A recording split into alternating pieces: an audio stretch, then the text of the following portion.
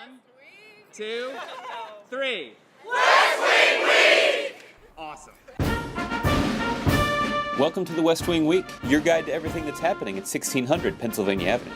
But first, a brief message from the Secretary of Homeland Security, Janet Napolitano.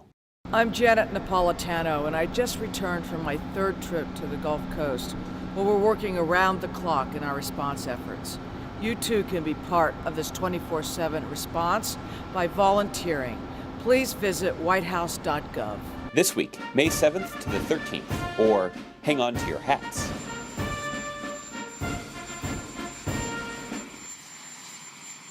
On Friday morning, May 7th, President Obama met with his economic team before going to the West Side Driveway to make a statement about job growth in our nation's economy.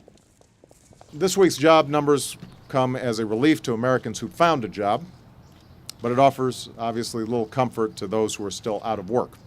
So, to those who are out there still looking, I give you my word that I'm going to keep fighting every single day to create jobs and opportunities for people. On Sunday, May 9th, the President traveled to Hampton, Virginia to deliver the commencement address at Hampton University. In his speech, he touched on the historic circumstances of the school's founding.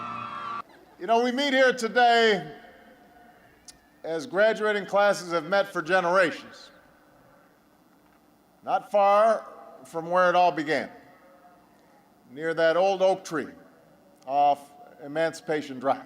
I want to give you this, and this is a seedling from that oak. The tree then departed for Washington, where it arrived at Andrews Air Force Base.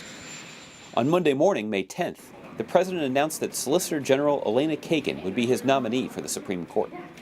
Just don't trip. That'll be really embarrassing. Very nice for you to say that at this moment. Right. While we can't presume to replace Justice Stevens' wisdom or experience, I have selected a nominee who I believe embodies that same excellence, independence, integrity, and passion for the law, and who can ultimately provide that same kind of leadership on the court. That afternoon, President Obama swore in the bipartisan members of the President's Intelligence Advisory Board. Sir? How you doing, brother? Good to see you, Mr. President. Great to see you. The group then held a meeting in the Roosevelt Room. The President then went to the Situation Room, where he met with cabinet members and senior advisors to monitor efforts to contain and control the BP oil leak in the Gulf of Mexico. On a rainy Tuesday, May 11th, President Obama spent the day in meetings, preparing for the visit of Afghan President Hamid Karzai. In addition to the other senior members of the President's National Security Team, Ambassador Carl Eikenberry and General Stanley McChrystal came in from Afghanistan to brief the President on the conditions on the ground. The President also took some time to call David Cameron to congratulate him on becoming Prime Minister of the UK. David, congratulations. You know, we have no closer relationship than with the British people.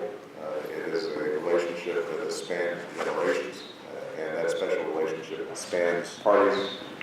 On Wednesday, May 12th, President Karzai arrived at the White House to discuss a whole host of issues with President Obama and to assess the progress of our strategy in Afghanistan.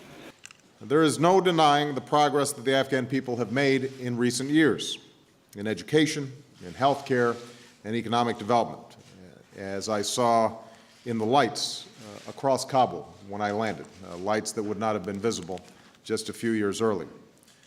Nor, however, can we deny the various serious challenges still facing Afghanistan.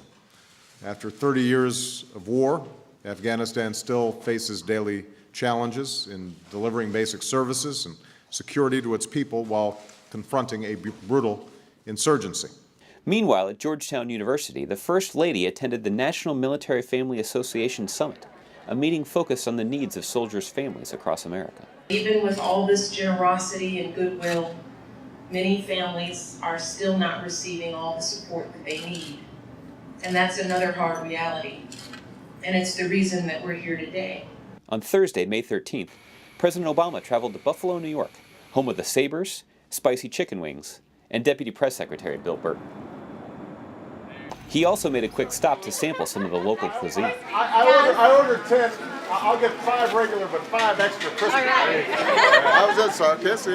You just had influence on the president. All right. The President stopped at Industrial Support Incorporated to see some innovative techniques at work in the electrical shop. This is fun. You're levitating. Hey. And to have a conversation with workers about the economy.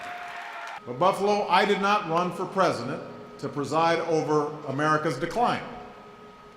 I didn't run for president to watch the erosion of the middle class continue. I ran for president to keep the American dream alive in our time, for our kids. On his way back to Washington, D.C., the president stopped in New York City to visit with law enforcement officials. Well, the suspicious vehicle is really suspicious. Well, please, everybody have a seat. Have a seat. I want to find out what was going on here. To find out more information on any of these topics or to see complete videos of these events, go to whitehouse.gov. And thanks again for checking out your West Wing Week. This is a much better looking group than last year.